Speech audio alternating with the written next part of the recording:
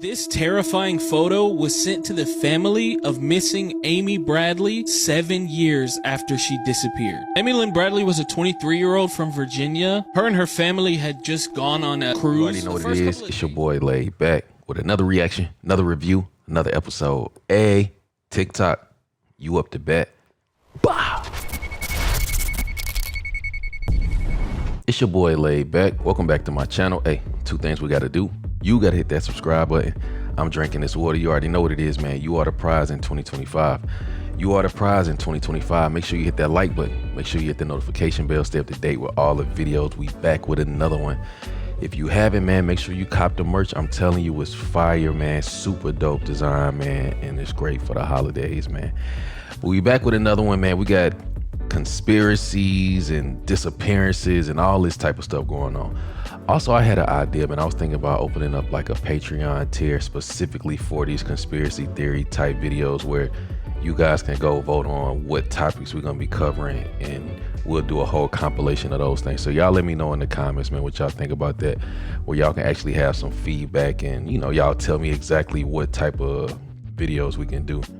Just let me know. But yeah, so we here. You make it to the end of this one, you're a real one for real. Make sure you put that in the comments, but let's go ahead and get into it. Fire Squad. What's poppin'? Let's get it. This case really disturbs me. So this is Brandon Swanson. He was a 19-year-old kid from Minnesota, and he vanished into thin air on May 14th, 2008. So on May 13th, 2008, Brandon finished the school year in Minnesota, and to celebrate the end of the school year, he attended a couple parties that friends of his were hosting. Now, at these parties, Brandon did drink. But according to the friends that saw him that evening, he never seemed to be incredibly drunk. So at the last gathering that he stopped by, he consumed a shot of whiskey, according to reports. And afterwards, a little later into the night, he told his friends, "I'm gonna go home, see you guys later." And he took off driving down the road. Now, interestingly, that evening, instead of taking the well-lit paved highway that would have brought him directly home, Brandon decided to take a network of country roads. Unpaved gravel roads. And actually, this is the road that he ended up taking that night. I was just there last month investigating the area as a part of my new documentary about this case on my YouTube channel. So at one point along the way, Brandon crashed his car into a ditch. Dang. This isn't an actual photo of his car, by the way. And after trying to call some friends, he eventually called his parents for help. After a while, his parents got into their pickup and started searching for Brandon, but he got fed up with waiting, so he decided to take some shortcuts. He walked across a field, he told his parents he was hearing running water, and then all of a sudden Brandon screamed out, "Oh shit!" and the phone went completely silent.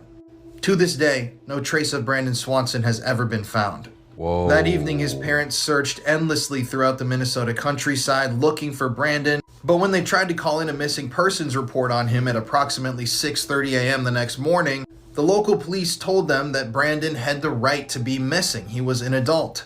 But later on that day, when Brandon didn't show up back at home, the police actually started looking for him.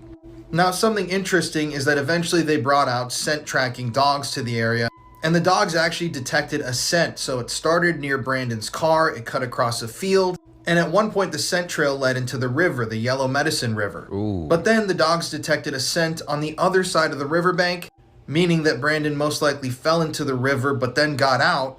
And they followed this scent all the way to a gravel road that was nearby where the scent abruptly ended. Really? So like I said, I actually visited the area where Brandon disappeared from. This is what it looks like in the middle of winter. Wow. As you can see, there are fields absolutely everywhere in every direction. And right here in this area right here is, according to most reports and GPS coordinates, almost exactly where Brandon crashed his vehicle. People still to this day don't know if he took off this way or went this way across these fields. But one of the things that's confusing about this case is that Brandon said he was seeing lights and he was walking towards a city. But he actually wasn't near any major city or any hub of lights. And it's believed by some that maybe Brandon was seeing a red blinking light in the distance, like over here or in the other direction. A red blinking light that was on top of a local grain elevator.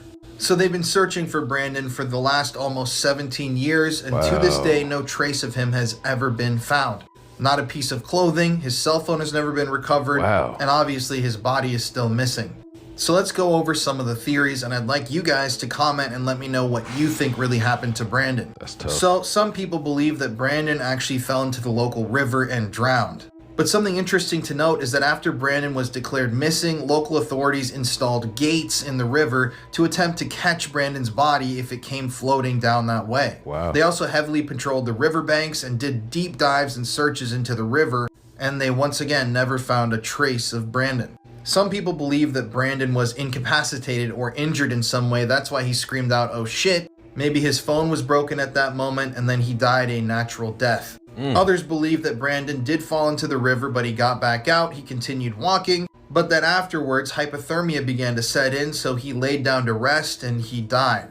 But his body has never been found. No trace of him, no clothing, his cell phone, nothing. Right. And they've thoroughly searched this area. They've searched, I believe it's over 140 square miles of area around where Brandon went missing from. And they haven't found a trace of him. So a lot of people believe that they would have found something of his by now if this is what would have happened. Another popular theory is that Brandon accidentally stepped on top of an old well or a cistern, fell down, and was trapped. They believe that that's where Brandon died, deep down one of these old wells, and that his body remains there to this day. But most people who don't believe in that fact point out the fact that most of the wells in the area are only around 12 foot in diameter. Impossible to fit a human body through. Minnesota also has some pretty strict legislation saying that if you have an old well or a cistern on your property, you have to seal it up or you're breaking the law. And according to authorities, they've thoroughly searched the surrounding areas that Brandon could have walked through in the area around his accident, and they've never found a well or a cistern that possibly, this could have happened at. Another popular theory states that Brandon may have laid down in a field to sleep. Maybe he died of hypothermia, but the next morning a local farmer got up, he got to work, and he accidentally ran Brandon's body over with a piece of farm equipment, essentially shredding Brandon's body to pieces. This theory states that the farmer would have then freaked out. Obviously, he might have wanted to avoid a murder charge or an investigation, and the farmer then covered up Brandon's death. Interestingly, those scent tracking dogs actually followed Brandon's scent to a piece of farm equipment on a local farm. And there is a local farmer who has refused to let investigators fully search his property. He's denied them the access that they need to do that thorough search. But I still don't think that that points to guilt. I mean, it is extremely bizarre, but I don't think you can conclusively say that that's what happened based on somewhat circumstantial evidence. Another theory states that Brandon might have been walking across a field when he came across something that he shouldn't have seen. Maybe he came across a drug deal, maybe he walked onto a farmer's property that was growing illegal substances, and the farmer, seeing that Brandon had seen all of this, decided to act quick and killed Brandon. He then disposed of Brandon's body somewhere on his property. But like I've said before, that's all just conjecture. There's no real proof that any of that could have even happened in the first place. Other people believe that Brandon may have been being chased that evening. Maybe he owed these people some money, maybe it was a drug debt, so they essentially chased him down, they followed him, they killed him, they put him in their car, and they drove him somewhere else to be buried. And there are other folks who believe that maybe Brandon was just targeted randomly by someone who was out at that time and decided they just want to kill someone tonight. I've even read that other people believe Brandon might have been abducted into sex trafficking. So remember, Brandon's scent ended randomly in the middle of that dirt road. It's really bizarre exactly where his scent was lost. So there are some people who believe that maybe Brandon was hit in a hit and run type accident. The driver of the car might have been drunk. They hit Brandon while he was crossing the road. They then freaked out, packed Brandon's body in the back of their car, drove off, and that's why he's never been found. Maybe he's buried somewhere else, or his body was unfortunately disposed of by these people. Now, there are also folks who believe that there might be a more paranormal explanation to this disappearance. People who believe in the missing 411 theory, where people literally vanish into thin air. Because that's essentially what happened here to Brandon. He just vanished and no trace of him has ever been found. So this has led some people to believe that maybe Brandon slipped into another dimension that evening. And there are others who believe that Brandon may have been abducted by extraterrestrial beings. In fact, there's a very famous case of a UFO sighting that occurred in Minnesota in the 1970s. Essentially, a cop was driving down the road. He saw this beam of light. The beam of light hit his car with the light. And after being hit with the beam of light, the guy who was driving the car, the police officer, passed out and he woke up later on after a time slip. Now, that's a documented story. It was on national news, and the car itself is actually on display in a museum in Minnesota. You can see the damage that this UFO allegedly did to this car. But some people claim that that's why Brandon yelled, "Oh shit," maybe he saw something approaching him, and then just poof, he disappears. And there are also people who believe that Brandon may have wanted to fake his own death. Damn. And they believe that maybe Brandon is still out there somewhere. I don't know. I really don't know what to believe in this case. It's all very, very confusing and just frankly disturbing how someone can just vanish into thin air. For my recent documentary that we did though, I actually went to the area where Brandon disappeared. I really hadn't seen other people do this before. And we waited until the sun set and we took a look at all of the surrounding areas. We even tried to retrace Brandon's footsteps. And the path is incredibly confusing and bizarre. There were some revelations that came from that video, things that I can't explain here because I'm about to run out of time. But it's some pretty crazy stuff. So if you want to check out the full documentary, it's on my YouTube channel. Now the link is in my bio here on TikTok. We go into great depth with the story. There's about 50 minutes of discussion about the case with tons of details that I couldn't include here, things that make this case even more mysterious. And we're doing all this in the hopes to, keep Brandon's name alive in the media and in the minds of people, so that hopefully one day we can actually find a solution to this case, because I can't imagine something more horrific than not only losing a child, but not knowing what happened to that child. So if you want to check out this video and support the work that we do, the link to it is in my bio. That's a crazy story. In 2014, an ex-Harlem Globetrotter went missing, never to be seen again. What? Rico Omar Harris had a life of extreme highs and lows. Standing at 6'9", his family said he was born to play basketball. After missing out on the NBA draft, he joined the Harlem Globetrotters in the year 2000. Sadly, that same year, he got hit on the head with a baseball bat during a dispute. This head injury would cause his basketball career to end at the age of 24. Wow. Naturally, this was devastating, and Rico then spiraled into an alcohol and drug addiction. Things were starting to look up after he went to rehab and met his girlfriend, Jennifer. In fact, in 2014, he had plans to move in with Jennifer in her Seattle apartment. He also had a job interview lined up for October 10th. He needs to pick up some stuff from his family's house in Alhambra, Southern California. So on October 9th, he does the drive from Seattle down to Alhambra. This is a 17-hour drive. Ooh. He got down to Southern California without any rest breaks, and his family said that he seemed optimistic. He then called his girlfriend to say that he was now going to do the 17-hour drive back up to Seattle, again without sleeping. What? This is a lot of time in the car and without sleeping. In fact, studies show that pulling an all-nighter can make you more dangerous than a drunk driver with a BAC of 0.08. The morning of October 10th, he called his girlfriend to tell her that he had reached Sacramento and he was pulling over to get some sleep. She became concerned after she didn't hear from him for a few days, and she contacted the police. The police then found his car parked in a parking lot near a county park. The car was a mess inside. There were CDs and papers thrown everywhere. But there wasn't any evidence that this was a robbery. They also found 2 water bottles that were holding liquor, and one of these was almost empty. Ooh. A witness called in to say that they saw sitting on a guardrail overlooking a creek near this park. The police show up and find his size 18 footprints leading towards the direction of his car. They also found his backpack with his cell phone inside, and it hadn't been used since October 10th. They searched the woods around this area extensively, but they never located Rico. Wow. They used search dogs, thermal imaging, and nothing was ever found. Do you think he went on a walk through the woods and then something happened? Or do you think that he disappeared voluntarily? Or do you think that he was the victim of foul play along the way? I don't get how somebody who was 6'9" and 300 pounds could vanish like that. There have been no sightings of Rico since this day, and he remains a missing persons case. Wow. This stuff is crazy. This is crazy.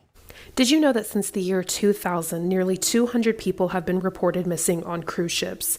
Only 10% of them are ever resolved, and only 15 to 20% of them are ever reported on. What? Cruise ships are not legally required to make public the disappearances that happen on their cruise ships, and this makes things very complicated for families who are looking for their loved ones.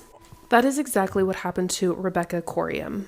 Rebecca was just 24 years old when she was hired by Disney to work on their cruise ships. She spent a few months at their Disney park in Orlando, Florida to get some training before spending 4 months on a boat that went to the Bahamas. After that 4-month time, she went back to England to spend some time with her family before going back to Los Angeles to get on the Disney Wonder. This is the boat that Rebecca would be working on, and she was hired to work with children.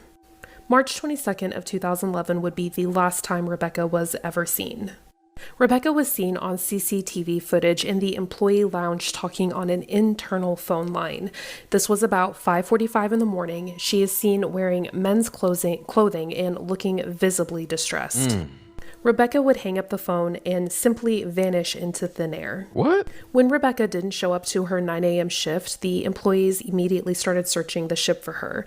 When they were unable to find Rebecca, they did call the Coast Guard, the United States Coast Guard, and also the Mexican Navy. The ship was en route from Los Angeles to Mexico. Under the flag of convenience system, the jurisdiction of the missing persons case would fall under whoever the boat was registered to.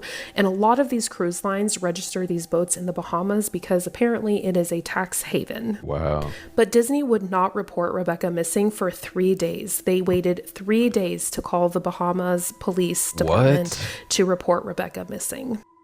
The Bahamas Police Department did send out one investigator. This one investigator spent 1 day on the Disney Wonder and interviewed 6 of the 950 employees and none of the 2,000 vacationers. It was several days after this that the family was brought out to come check out the Disney Wonder ship, and they were treated as they described as Disney style. They were brought to the boat in blacked out car and were brought into the back entrance of the boat and then allowed to search the area. They were also shown CCTV footage of Rebecca where she did appear to be fine. The captain told Rebecca's family that he believed that Rebecca had been swept up by a rogue wave on deck 5.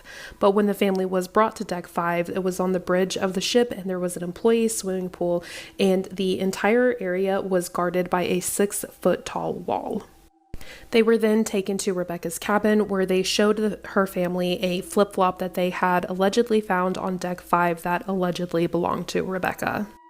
The very next day, Rebecca's family watched as the Disney Wonder set out for another cruise, a brand new cruise with a whole new set of passengers. Allegedly, they put out a little memorial on deck 5 for Rebecca and had like a little ceremony for her. But it seems like they just kind of want to sweep this under the rug, while the Bahamas police did still consider it an open investigation.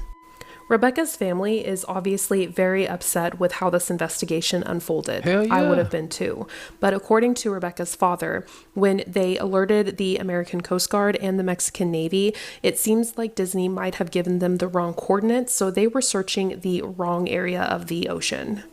On top of that, allegedly, it was Disney's policy to turn the boat around if they thought someone had been swept up by a rogue wave, and this is not something that happened. What? Now, I am unsure if that is official, if that is Disney's policy, but that's what was being reported on.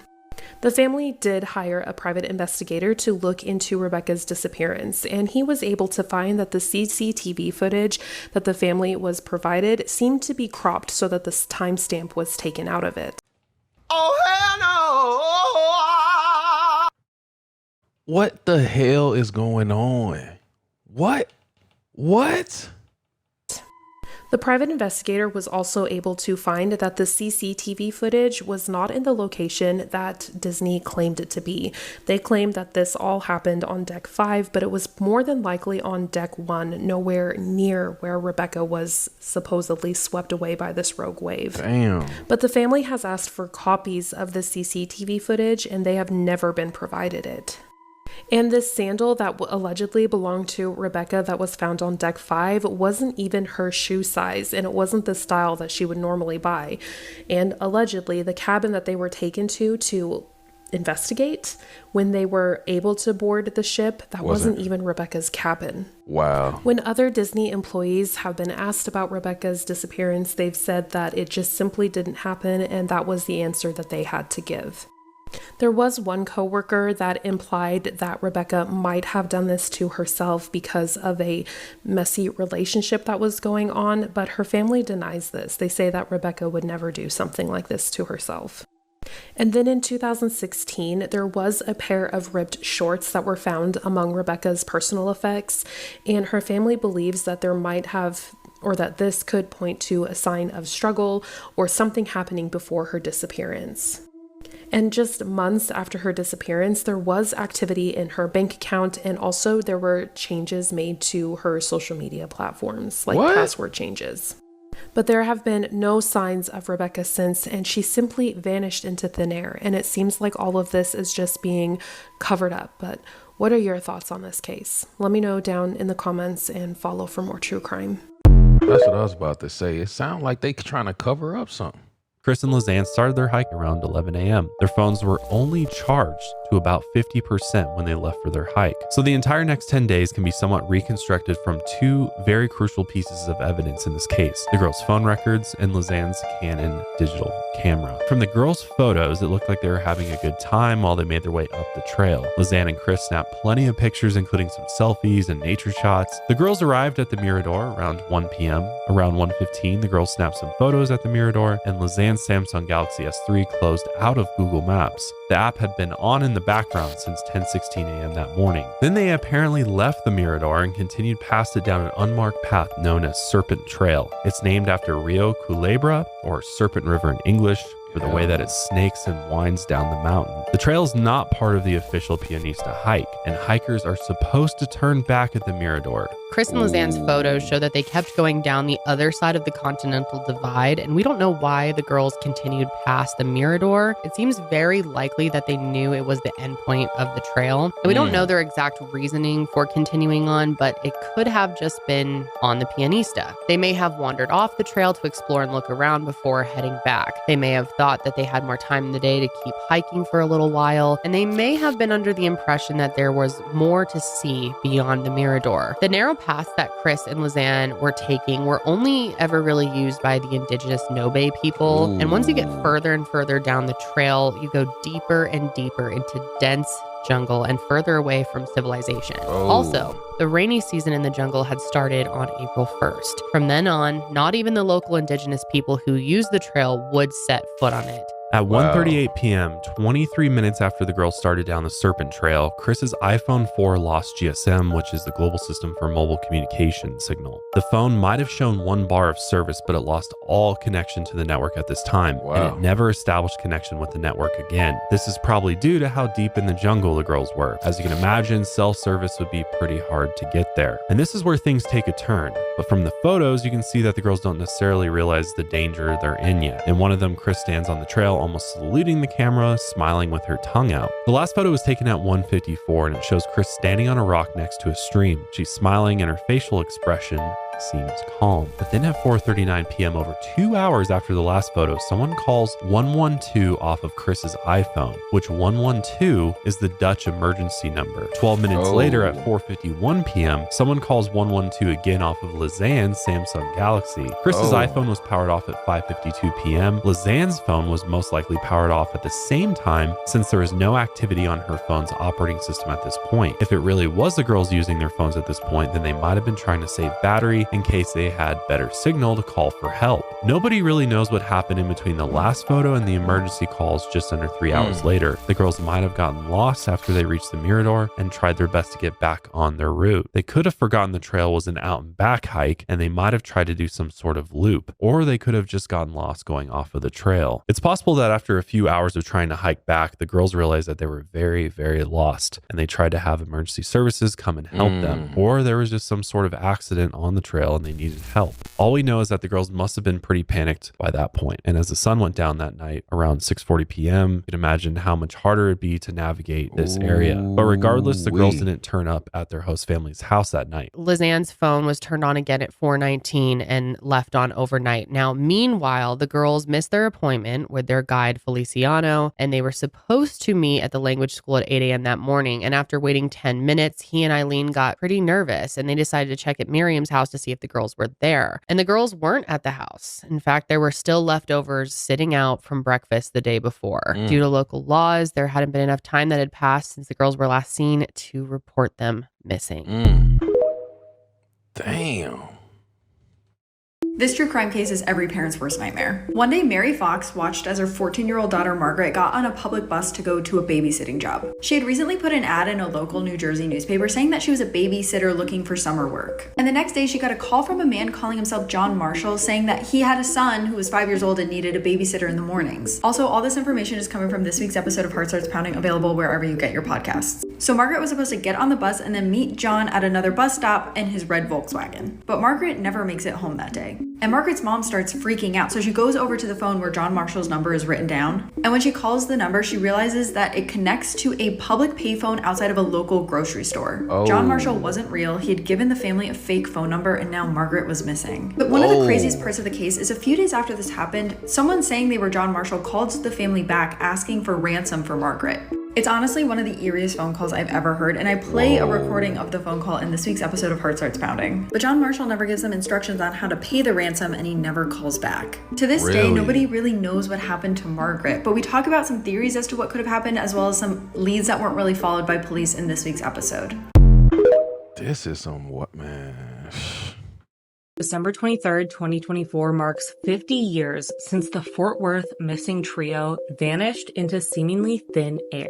5 decades later, and the girls have still never been found, and no one knows what happened to them. I covered this case on my podcast, so if you want a full deep dive into the case, go head over there. But here is an overview. In December 1974, 17-year-old Mary Rachel Trilliga was living with her high school sweetheart and husband of 6 months, Tommy. She and her friend, 14-year-old Lisa Renee Wilson, were going Christmas shopping on December 23rd, 1974. Renee's boyfriend Terry decided not to go, but his younger sister Julianne begged to go. They agreed after Julie got permission from her mom, and the 3 girls took off in Rachel's car shortly before noon. Rachel and Renee wanted to be back early, but specifically Renee wanted to be back by 4 p.m. because she had a Christmas party she wanted to attend with her boyfriend Terry, who had just given her a promise ring that morning.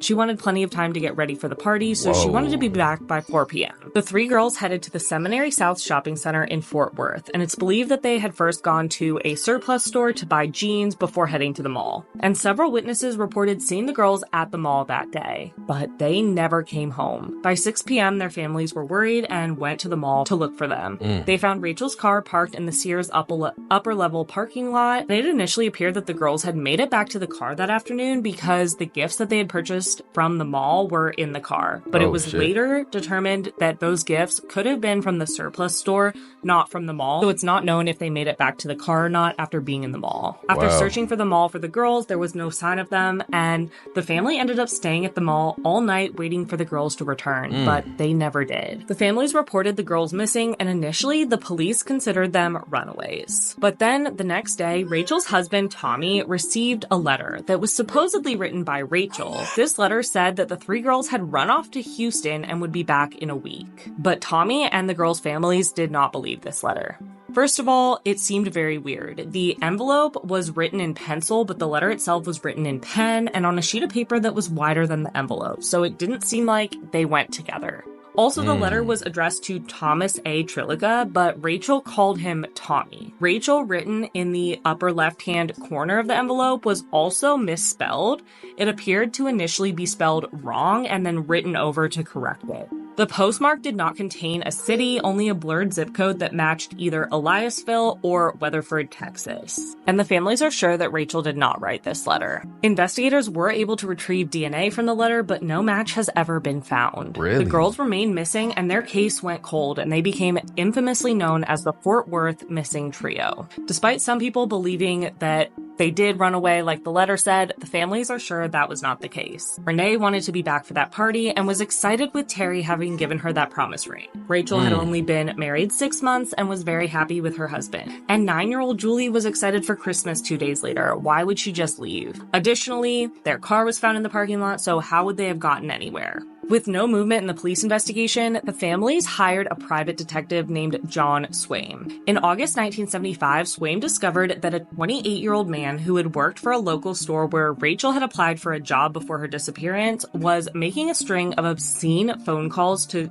girls in the area. And it was discovered that the man was using his position to obtain information from young women who had applied for the job. What? 6 female job applicants had been receiving obscene phone calls, and the man was known to have once lived in the neighborhood of Rachel's parents. But he moved away shortly before Rachel got married. Swaim looked into him, but unfortunately nothing came of him as a suspect. In 1979, Swaim died following a drug overdose, and upon his death, he had ordered that all of his files on the Fort Worth missing trio to be destroyed. Over the years, tips came in about the girls, and several searches were done for them, leads were followed up, but they were never found, and nobody knows what happened to them. In the most recent development in the case in 2018, 2 cars were raised from Benbrook Lake because they thought to have connection to the case, but this yielded no results. Terry Mosley, Julie's brother and Renee's boyfriend, and Rusty Arnold, Rachel's brother, have been searching for them for their entire lives. Today marks 50 years since Rachel, Renee, and Julie went missing, and their families still don't have answers. Renee and Julie's parents have passed away, but Rachel's parents are still alive. The girls would be in their 60s now, and it is believed that they may no longer be alive, but you never know, and one day there could be answers. This is one of the most baffling disappearance cases because they truly just vanished into thin air. Somebody must have taken them, lured them into their car or something, but it is so bizarre that nobody has ever seen or heard from them. And that letter is just so weird. Somebody was clearly trying to throw off the investigation. But I truly hope that one day there will be answers. Maybe the DNA from that letter will have a match or something, because these families deserve to know what happened to these 3 girls. 50 years? 50? One of my biggest fears is either myself or someone I love going missing, vanishing into thin air, leaving behind no clues besides a grainy image on security footage. That's exactly what happened to Lauren Spear in 2011. She disappeared after a night out drinking with friends. At the same bar, another girl would go missing from a few years later. That girl would eventually be found dead, but Lauren, nothing has ever been found. 0 evidence. This is a story about a girl who literally disappeared in plain sight, and it's unsettling to think that this could happen to any of us at any given moment. So let's talk about it. Lauren Spear was 20 years old when she mysteriously disappeared on June 3rd, 2011 in Bloomington, Indiana. She was a student at Indiana University. A few years before she went missing, Lauren attended a summer camp where she met her current boyfriend named Jesse, and she also met a few of her really good friends that would later attend Indiana University as well. One of those good friends was a man named Jay, and they all kind of hung out together. Lauren seemed to be living a really good life until one summer evening when everything would change. It was the evening of June 3rd. Lauren and a bunch of her friends were out drinking at Kilroy's sports bar. Jesse didn't go out with her that night, but the two did text each other a lot up until he went to bed. Lauren left the bar at around 2:30 that morning, leaving behind her shoes and phone. After this, she was seen on security footage a handful of times up until she disappeared. She was last seen at 4:30 that morning walking south on College Avenue back to her apartment, which wasn't that far away. But somehow along the way, she vanished, never making it home, and she was never seen on security footage again. The next morning, Jesse tried texting her, and he did get a response back, but it wasn't from Lauren. It was an employee at the bar who told him that she had left her belongings there. God. Not long after this, he reported Lauren missing to the Bloomington police. Because she seemingly vanished into thin air, and knowing she was out drinking the night before, authorities immediately began a massive search for Lauren. A few different agencies were involved as well as the FBI, and they conducted 3 searches a day, scouring the town for any places she might be. This included near her apartment and where she was last known to be, as well as construction sites and any nearby bodies of water. But the only thing ever found was her purse and keys in an alley that she walked through right before she went missing. This led authorities to comb through any and all security footage from the night she went missing, and from this they were able to piece together a timeline of her last movements. So they went back in time to the night of June 3rd, 2011. At around 12:30 a.m., Lauren left her apartment at the Smallwood Plaza apartment complex with her friend David. Together they walked to Lauren's friend Jay's apartment, which wasn't very far away. There they hung out with him and his neighbor named Corey up until 1:46 a.m.,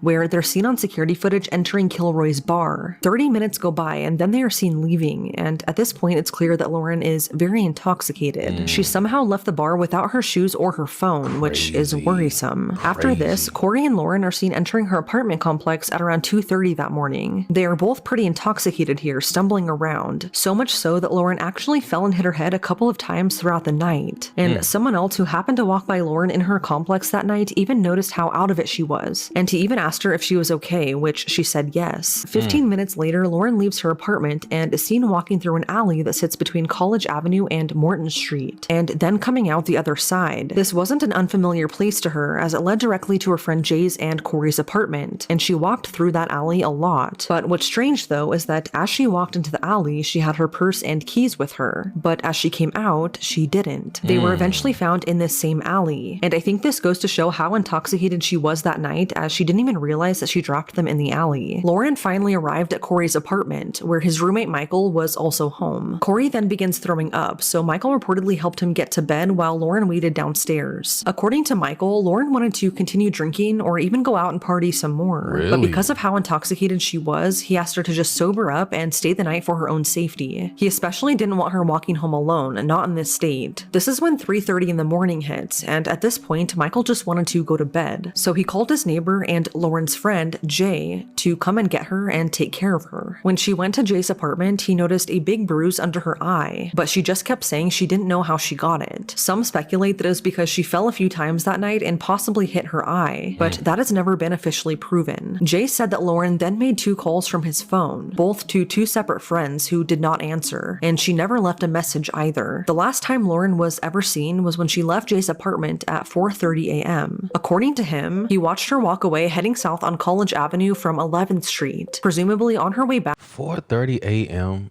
with no phone and no shoes, and she just go off walking super intoxicated?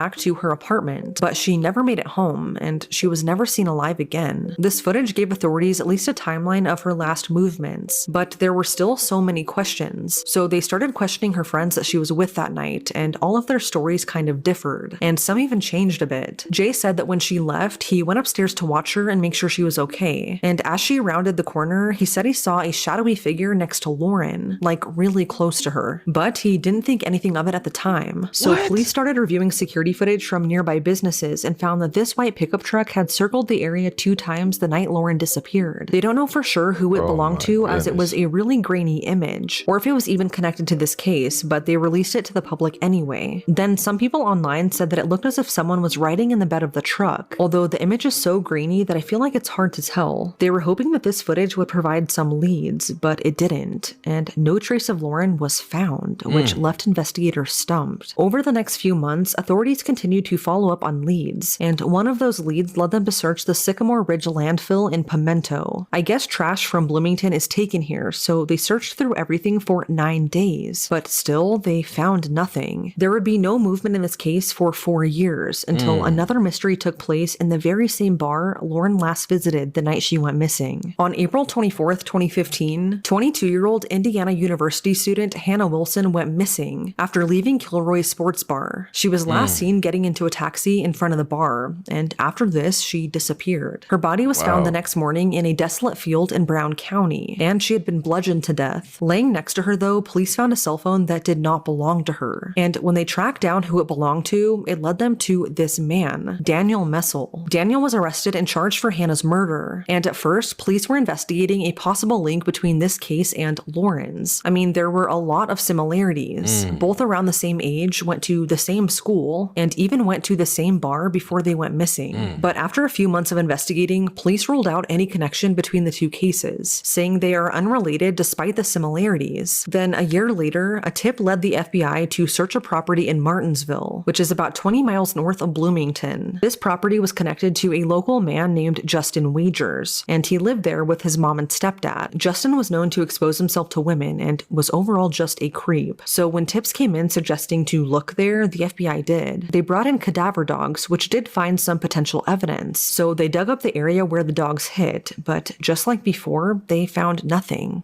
What's interesting though is that Justin had a white pickup truck, just like the one seen in the security footage from the night Lauren went missing. They did tow it away and check for any potential DNA, but I'm assuming they found nothing because I can't find any definitive answers online. So once again, we are back at square one. Zero evidence of anything despite so many tips and leads. And although we still don't know what happened to Lauren that night, there are a few theories. Theory number one is that Lauren overdosed that night, either accidentally by her own doing or by someone drugging her. Her parents believed that she could have possibly been drugged at the bar that night based on her level of intoxication. They believe that she is likely dead, and although they don't want to accuse anyone, they feel that her male friends that were with her that night know more than they are letting on. According to the Spearer family, Jay, Corey, Michael, and even Lauren's boyfriend Jesse all lawyered up immediately after she disappeared and refused to take a polygraph test. According to all of their lawyers, they have taken and passed polygraph tests, just private ones since they don't trust the Bloomington police. And because there's no physical evidence tying them to her disappearance, they've never been named as suspects. It could be possible that she overdosed on accident by her own doing. Her friends and boyfriend all said she used drugs in addition to alcohol that night, specifically cocaine and crushed up Klonopin tablets. And this is dangerous all on its own. But what a lot of people didn't know was that Lauren had a rare heart condition called long QT syndrome. This condition affects the heart's ability to relax after a heartbeat, and it's not recommended to heavily drink or use drugs for those who have it. There were rumors about her getting kicked out of her summer camp for drug use, and after she disappeared, authorities did find a small amount of cocaine in her room. Adding to this theory is the fact that just 9 months before she disappeared, she was arrested on charges of public intoxication and illegal consumption. So some think that she may have overdosed in one of the apartments that night, and those with her disposed of her body to not get in trouble. But I feel like that's just unlikely because they're just college kids. It's not like the movies where you can make someone disappear so easily. I also feel like something would have been found by now or someone would have talked. Some think that it could be a possibility that she did leave the apartment that night, but because of how intoxicated.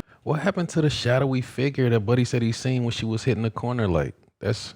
she was, maybe she fell somewhere like in a construction zone and then just died before anyone ever found her. Again though, I just feel like something would have been found by now if that was the case. And lastly, theory number 2 was that she was abducted by a stranger and killed. And considering some of the evidence they found on the 2 men that I previously mentioned, I feel like that could be the case. Although there's no evidence of that, police are not ruling out foul play until there is something to go off of. It's just crazy to me that she was seen so many times on security footage that entire night, except for on her walk back home. Like, I just don't get where she could possibly be, and that is terrifying and one of my biggest fears. But it's now been 14 years, and whatever happened to Lauren that summer night remains a mystery. 14 years. 30 years ago, 6 teenage boys went out for a night of fun and they were never seen again. This is the case of the Lost Boys of Pickering. The case is also known as the Pickering 6, and it's also become one of Canada's biggest unsolved mysteries. So like I said, this case took place 30 years ago. It's almost the 30th anniversary because it happened on St. Patrick's Day, March 17th of 1995. And this story takes us to Pickering, Ontario, which is just outside of Toronto. Now, because it was St. Patrick's Day, the 6 friends were out having a good time and they were drinking. Now, the 6 of them involved were Chad Smith, Danny Higgins, Jay Boyle, Jamie Lefebvre, Michael Cummings, and Robbie Rumbald. And they were all between the ages of 16 to 18. Now, around midnight, it said that the boys decided to make their way over to the East Shore Marina, which is along the shoreline of Lake Ontario. Now, the next morning, none of the boys made it back home. Their relatives, their friends, their loved ones all started to get worried. Now, we do know the boys were at the marina because they were caught on CCTV footage. And there were people living in residential areas nearby that remember hearing these very loud noises, including the noise of a boat starting up in the middle of the night. They found this to be quite odd because if you're Canadian, you know that March, especially around March 17th, is still pretty cold out there. It's essentially still winter. So to the residential neighbors, it just did not make any sense for anyone to be on a boat in Lake Ontario at that time of the year. So authorities went to the marina to begin their investigation, and that's where they discovered that 3 boats were missing. One of the boats looked a lot like this. It was a 14-foot Boston Whaler motorboat. Now, the thing about this type of boat is that it's meant to be unsinkable, which meant that if the boys had taken this boat out and they somehow fell over or it capsized, the boat would still be floating on the lake. So with that, authorities went to Lake Ontario and began their massive search, but after multiple days, they only discovered 2 clues, one of which was this gas canister that was discovered about 30 kilometers away. And the second thing they found was one of the seat cushions that belonged to one of the boats.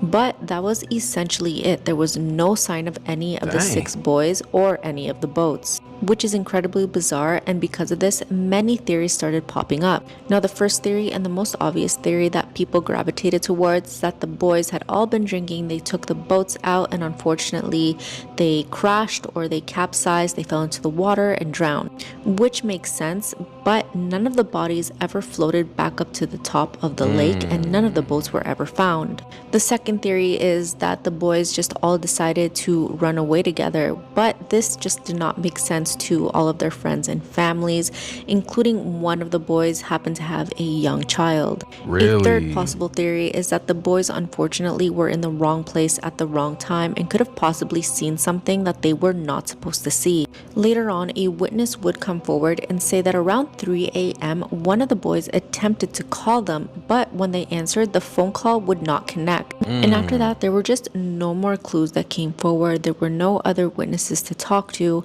and that's where the case stands today. So if you know anything about what happened to the lost boys of Pickering, contact the Pickering PD. 30 years is crazy. These are the Skelton brothers, and they have been missing since November 26th, 2010. And this month, a judge has officially declared them no longer alive. Andrew Alexander and Tanner Skelton, who were 9, 7, and 5, spent Thanksgiving 2010 with their father, John, in Morenci, Michigan. Their mother, Tanya Zuvers, was supposed to pick them up from her ex-husband the next day. However, Tanya stopped hearing from John, so she went to his house and found his van in the driveway.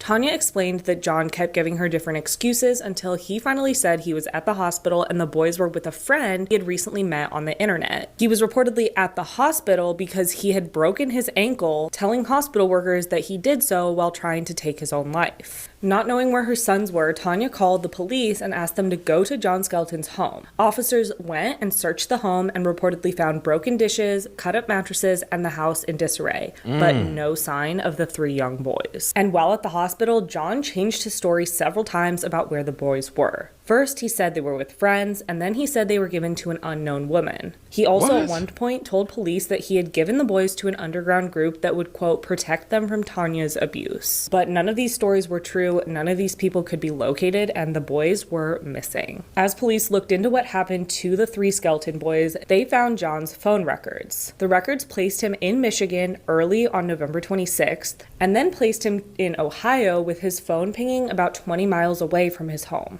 His phone was then shut off and then pinged back in Michigan about 2 hours and 15 minutes after he left. Several areas in Michigan and Ohio have been searched for Andrew Alexander and Tanner, but they have never been found. John Skelton hasn't told anyone where they are or even if they are still alive, aside from his stories of giving them to unknown people. According to Tanya, John previously claimed that the boys would hibernate until they graduate, but all 3 boys are now old enough that they would have graduated from high school. According to the National Center for Missing and Exploited Children, Thanksgiving 2010 wasn't the first time John Skelton took the boys away from Tanya. He was accused of taking the boys out of school 2 months earlier, and it is alleged that he said he was taking them on a trip to Florida where his parents live. He was ultimately sentenced to 10 to 15 years in prison for unlawful imprisonment after pleading no contest to the charges. He's currently in prison serving time for those charges at the Bellamy Creek Correctional Facility in Iona, Michigan. But he has not been charged with anything in connection to the disappearance of his sons. After searching for her sons for almost 15 years and fighting for justice for them, Tanya Zuvers made the difficult decision at the end of last year to request that the court officially declare them dead. In Michigan, a person is typically considered to be dead after they have been missing for 5 years, and the boys have been missing for 14. Tanya said of this, quote, "The decision came after much thought and discussion with my family and friends.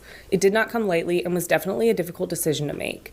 No parent wants to lose a child, but to have the court step in and declare them deceased is just unfathomable. But she did so, and earlier this month, the judge officially declared Andrew Alexander and Tanner Skelton dead. The judge reportedly said she could not rule that the boys had been murdered, though. Andrew Alexander and Tanner would be 23, 21, and 19 today. While they've officially been declared dead in the state of Michigan, they might still be out there somewhere, especially if their father did give them to some underground group. But something happened to these poor young boys, and they have never seen justice for what happened. Rest in peace, Andrew Alexander and Tanner. That is so crazy.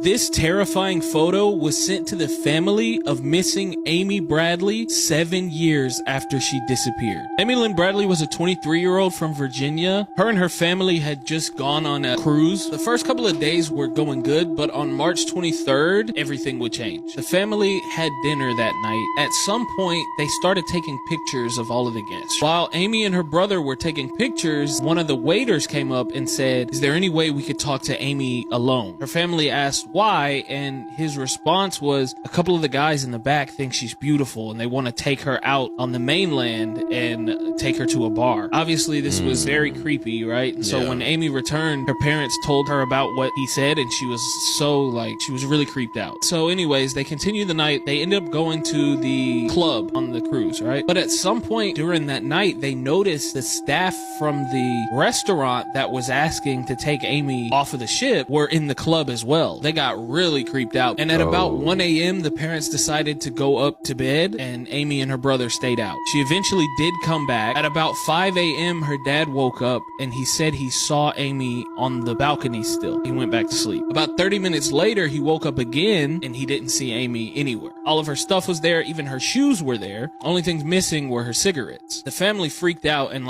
super soon reported her missing. But the captain of the ship refused to make a call out for her because he said it was too early and it was going to disturb other guests. He eventually made a call out an entire 2 hours after she was initially reported missing. And by that point, the ship had already docked and a large portion of people on the ship had already left. That's what the family was most afraid of, people taking her off of the ship. An official search for her wasn't started until 12:15. That's an entire 6 hours after she was reported missing. The FBI would later investigate this, and they believed that that delay was one of the biggest reasons why things eventually got to the point that they got to. The Dutch Coast Guard ended up performing a in-depth search of all of the waters nearby. The search went on for 4 days, and then eventually they called that off. So it was later discovered that the photos that were taken of Amy and her brother on that night were missing. So they were taken by the ship staff. Everybody else's photos were there, just photos containing Amy were gone. No. What? Several days later, a cab driver in the city that the ship docked on claimed that he saw Amy running through the city. He said that she was super flustered and that she kept asking for a phone. Months later, this guy named David Carmichael claimed that he saw Amy too. He claimed he was in a bar and that Amy was with these two men and that she noticed he spoke English, so she walked up to him and started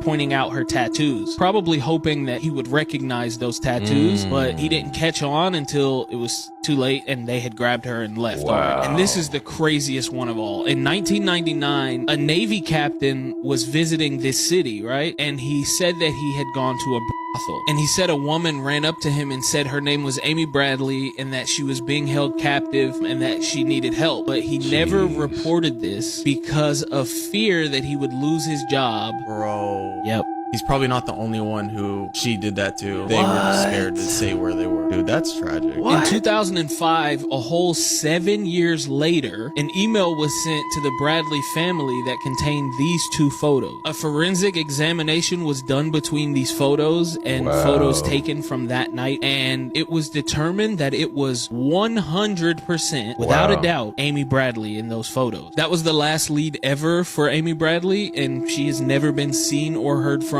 since that day. Bruh. This disappearance is so hard because there are so many suspects. Mother of two Nancy Moyer was enjoying single life after having recently separated from her husband that she married straight out of college. This meant going on dates and bar hopping with friends, but when she disappeared in 2009, that made it that much harder to get a list of suspects. She was reported missing in March 2009 after her ex-husband showed up to the house to drop off her daughters and noticed that it was empty. Her purse and What? keys were inside, and her car was still in the driveway. And the TV and lights were still on, but the front door was ajar. A half-finished wine glass and empty wine glass were recovered from inside the home, but a fingerprint test showed they were both hers. There was a spike in her home's energy usage around 11:30 p.m. on Friday, and police say it's from the heater trying to warm the home when the door was left open. A neighbor said that around midnight he heard the sound of a woman's voice saying, "Hurry up," and a car door slamming. And we don't know if this was Nancy getting lured out of the house or unrelated entirely. On her answering machine was a message from her coworker named Jim Roth indicating that the two had a date on Saturday. Jim said he came by the house and seeing that the front door was cracked, he went inside. After seeing the empty house, he assumed she went for a walk and left. But he left the front door open to let the cold air in. Like, this guy's whole vibe is weird. While police were investigating, a local traveling butcher got pulled over and there was a dead body in his passenger seat. What? Bernard Keith Howell was later convicted for murdering Vanda Boone, a woman who crossed paths with him at the wrong time on a Tenino walking trail. Bernard sold meat door to door in Tenino, Washington, and Nancy had bought steaks from him before. And what are the chances that someone knows more than one murderer? The third and final suspect is Nancy's former neighbor. In July 2019, Eric Lee Roberts confessed to strangling Nancy to death during a consensual encounter. What? He lived down the street from the marital home she had with her husband and had previously worked with her. One of his relatives had even dated Nancy. And he also had a history of DV. He was arrested, but when authorities couldn't find her body, he recanted his confession and the charges were dropped. What? Let me know what you guys think happened. What? If you lived in the area or knew Nancy, please call the Thurston County Sheriff's Office.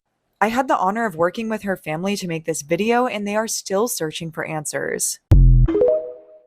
He recanted his story and they dropped it? Whoa. The idea that thousands of people are reported missing in national parks every year makes people lose their minds. There's a phenomenon called missing 411. There's this idea that people are mysteriously disappearing near national parks and cave systems in the US. It's the idea that they're all somehow mysteriously related and connected through these extensive cave systems, underground tunnels underneath the surface of the US. And they exist. Like, that's not a conspiracy theory. Those caves are there. The Mammoth Cave National Park is the longest known cave system in the world. It's like a labyrinth. Some of them, you don't even know that there's hundreds of miles of mapped passages underground. You just have these weird steps leading into this tiny entrance that looks like a hobbit's entrance into the ground. And then when you walk in, you're underground. And it just opens up into this like 3-story auditorium of curved rocks. And then there's these jagged rocks coming down from the ceiling looking like massive deadly chandeliers. And then it opens up to like a 5-story cathedral. I mean, these caves are massive. Welcome to the cave systems in the US. Most people have seen the viral picture of the map of the people that have gone missing and the map of the US cave systems. People are like, look at them, they look identical. And it has fueled a ton of conspiracy theories. Are they getting lost? Is there something luring them into the caves? Why can't they be found? Are there people living in the caves? Now, to be fair, the map comparison is truly fascinating, but it is a bit overstated. So the map that shows people who have gone missing in the US, it's not exhaustive. That map only depicts people who have gone missing in remote areas near national parks. Most national parks have cave systems. It's not causation, it's more correlation. Still crazy anyway, shit. The man who vanished into thin air in front of people. This is the David Lang case. So in 1880, a guy named David Lang was walking across his farm in Gallatin, Tennessee, and his wife, his kids, and his neighbors were watching him walk across his field. They were all sitting on the porch looking at him, and then he just vanished completely in front of them. What? There was no sound, no flashing, no weirdness. They were just watching him, and then he was gone. Now, clearly the family's freaked out, so they go out to that spot and they're looking for him. They think maybe he fell down some kind of like well that was there that they didn't know about. Even though they didn't see him actually fall or scream or anything, they still went to go check. So they searched for hours. There was no hole there, no footprints, nothing. But what they did find was a small patch of dead grass where he had been standing, and they thought it was weird because even the horse wouldn't walk over it. And here's where it gets really creepy, because months later, his wife said she swore she could hear him like calling for help somewhere underground. His voice sounded very faint and far away. So now the story of David is basically just like an old legend, and some people say that he must have slipped into another dimension and he's still stuck there to this day. What do you think? What would you do if you were watching your loved one and they just completely vanished into thin air? What do you think happened to David Lang?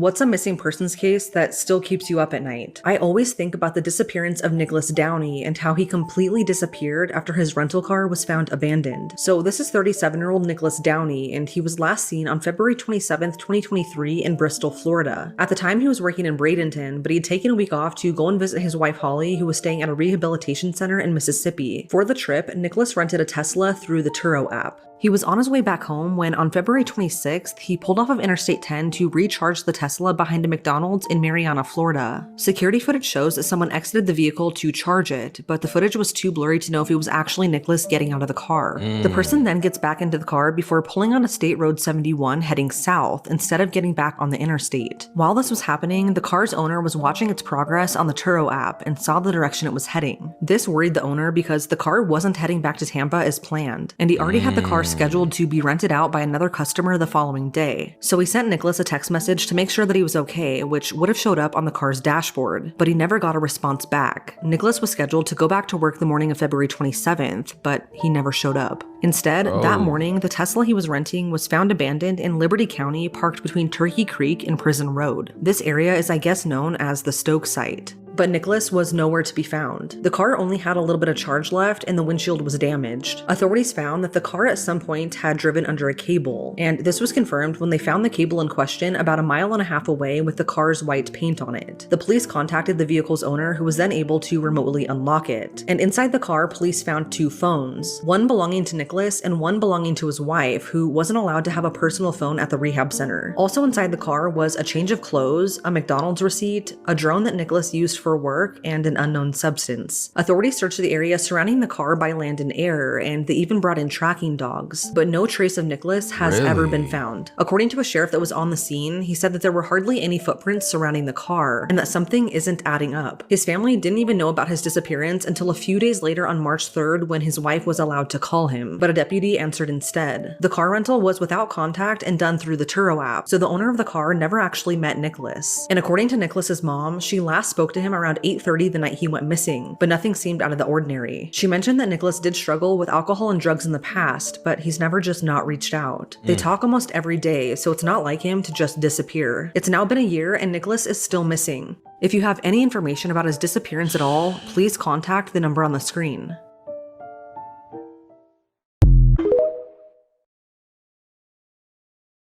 Eva Brennan is often considered the forgotten case of Ireland's vanishing triangle. She was 39 years old when she disappeared from her family home on July 25th, 1993. Eva had just attended Sunday Mass and she went to her family home, as she always did, for lunch. Her and her siblings got into a small tiff, which caused Eva to leave rather abruptly and suddenly.